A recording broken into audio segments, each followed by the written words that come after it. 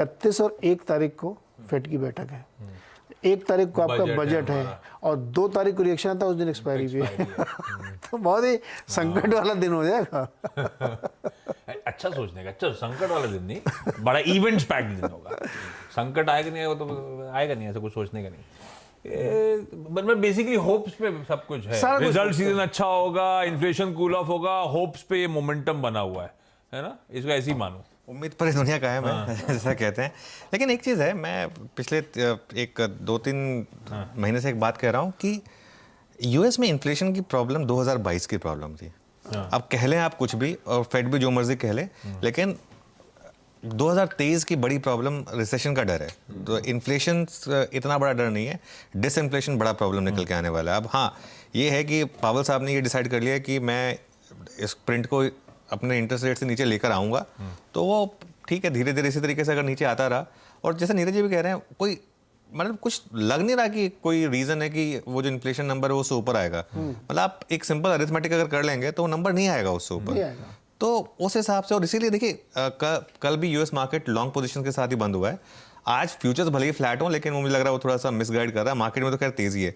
अच्छा आशीष, 2 या 3 जनवरी को नैस्डैक ने 52 वीक का क्लोजिंग लो बनाया था, वहाँ से 9% की रैली आ चुकी है नैस्डैक में। बहुत शार्प रैली है ये, और ये जो एक नैस्डैक की रैली है, ये आपको क्लियरली एक इंडिकेट कर रही है कि मार्केट ये मान के चल रहा है कि ये इन्फ्लेशन का नंबर शायद बहुत ही पॉजिटिव आए, और इसके लिए मार्केट इतना रैली पहले ही कर चुका है। अब ये जरूरी नहीं है कि इन्फ्लेशन का नंबर अच्छा आने के बाद, हो सकता है वहाँ पे भी sell on rally play out हो जाए, सेल ऑन न्यूज़ प्ले हो जाए। ये नॉर्मली होता है कि एक buy on rumour sell on news. तो ऑलरेडी मेरे ख्याल से एक जो लो इन्फ्लेशन वाली रैली है वो यूएस मार्केट दिखा चुका है। ये वरना 9% की रैली नहीं आती यूएस मार्केट में पिछले 7 या 8 ट्रेडिंग सेशंस में। एक और चीज़, यूएस की अगर आप 10 ईयर की बॉन्ड यील्ड देखेंगे तो वो है 3.54 पर, और डॉलर इंडेक्स है 102.8 पर। ये सारे के सारे जो क्यूज हैं ये एमर्जिंग मार्केट पॉजिटिव हैं। और एक और चीज़ है, अगर आप इवन इंडियन आईटी देखें, कल भी उसमें अच्छी डिसेंट तेज़ी थी। इन्फोसिस अच्छी खासी तेज़ी दिखा रहा था, और टीसीएस के भी नंबर्स में कोई बहुत ज़्यादा नेगेटिविटी नहीं थी। तो एक इंडियन आईटी में भी बॉटमिंग के सिग्नल्स दिख रहे हैं। और जो हम लगातार डिस्कस कर रहे हैं कि चीन और मेटल्स, वो तो एक आपके लिए ग्लोबल थीम है ही, लेकिन इश्यू सारा ये है कि 3.54 की डॉलर की बॉन्ड यील्ड, 9% की नैस्डैक रैली और 102.8 का डॉलर इंडेक्स।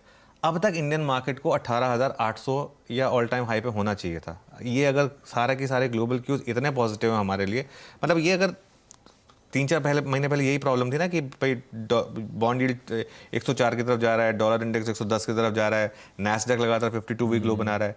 अब तो सारे के सारे ग्लोबल क्यूज एक तरीके से पॉजिटिव है हमारे लिए। एशिया देखिए आप कितना पॉजिटिव है एशिया।